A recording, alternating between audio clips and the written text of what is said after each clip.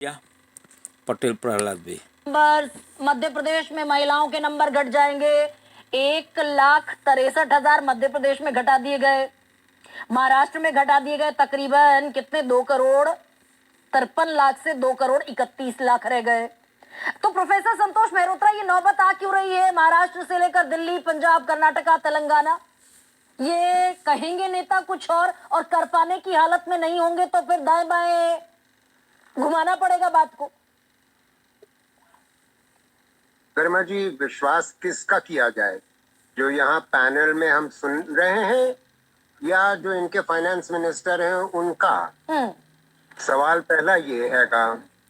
और ये स्थिति उत्पन्न इस वजह से हुई है क्योंकि 2013-14 में ये सरकार जब आई थी केंद्र में, तब इसका कर्ज, कुल जमा कर्ज केंद्र और राज्यों का मिलाकर के 55 लाख करोड़ था। वो आज 270 लाख करोड़ हो गया, यानी कि 4 गुना से ज्यादा। 56% ऑफ जीडीपी से 56% ऑफ जीडीपी से जाकर के 82% पहुंच गया है। तो स्थिति कंगाली की है।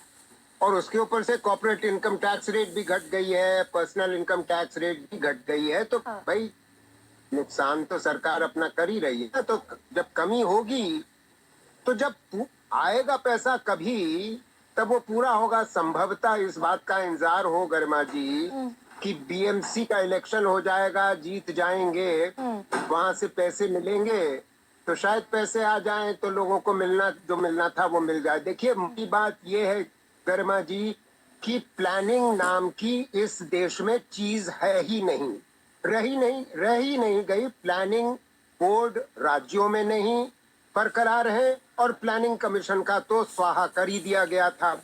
तो ऐसी स्थिति में इस वादे इसलिए किए जाते हैं कि वोट लेना है। वोट ले लिया, उसके बाद कर सकते हैं, नहीं कर सकते हैं, वो उसके बाद में देखा जाता है कि हैं पैसे कि नहीं हैं।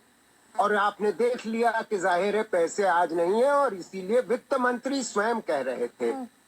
तो एक राज्य और दूसरे राज्य और तीसरे राज्य में आप ये पा रहे हैं कि एक वोट जीतने का तरीका ये है और कर्ज सरकारों का बढ़ता चला जा रहा है, जिसकी वजह से जो आगे आने वाली जनरेशंस हैं वो सारे इसका खमियाजा भुगतेंगे। अच्छा सर, ये भी हो रहा है क्या कि पॉलिटिशियन जब पॉलिटिकली बयान देते हैं तो कुछ और देते हैं, और जब इकोनॉमिकली बयान देते हैं तो कुछ और देते हैं? अजीत पवार ने कल जो बजट में पेश किया, अपना अनुमान पेश किया, वो ये है कि राजकोषीय घाटा 3% के जीएसडीपी का जो 3% से कम होना चाहिए वो कम बरकरार है। ये अजीत पवार ने अपने अनुमान में सामने रखा।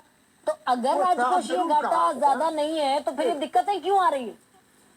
नहीं गरिमा जी, उसका जाहिर है वो आपको ये नहीं बता रहे कि कहाँ कहाँ काट दिया। हाँ, एक जगह तो यही काट दिया, और जगह कहाँ कहाँ काटा होगा ये तो हम लोगों ने बजट में नहीं देखा है ना। वो जब हमको फाइन प्रिंट सामने आएगा, पब्लिश होगा, हमारे हाथ में लगेगा, तो वो आप चर्चा अलग से कर सकती हैं कि कहाँ कहाँ काटा। ऐसा नहीं हो सकता। देखिए, केंद्र सरकार ने भी यही खेल खेला है कि कैपेक्स घटाया है, हेल्थ एक्सपेंडिचर घटाया है, एजुकेशन एक्सपेंडिचर बजट में 25-26 के घटाया है, और इन्हीं वजहों से आप पा रहे हैं कि फिस्कल डेफिसिट आप घटा सकते हैं। तो मोटी बात यही है गरिमा जी कि योजना आयोग को बंद करके और राज्यों में जो प्लानिंग बोर्ड हुआ करते थे उनकी समाप्ति करके प्लानिंग नाम की चीज को दरकिनार किया गया है। अब सर, अभी जो कृष्णा हेगड़े कह रहे हैं कि महाराष्ट्र की फाइनेंशियल सेहत बेहतर है, बरकरार है, अगला जो सप्लीमेंट्री बजट आएगा उसमें अनाउंस करेंगे, इसमें कितना सच है सर? ये बताइए। महाराष्ट्र की सेहत खराब है इसलिए ये 36,000 करोड़ कर दिया बजट घटाकर? अरे तो यही तो आपका सवाल बिल्कुल वाजिब है। अगर ऐसा ना होता कि सवाल वाजिब है तो अजीत पवार क्यों कह रहे थे कि मैंने तो कहीं नहीं कहा है ना ये बात।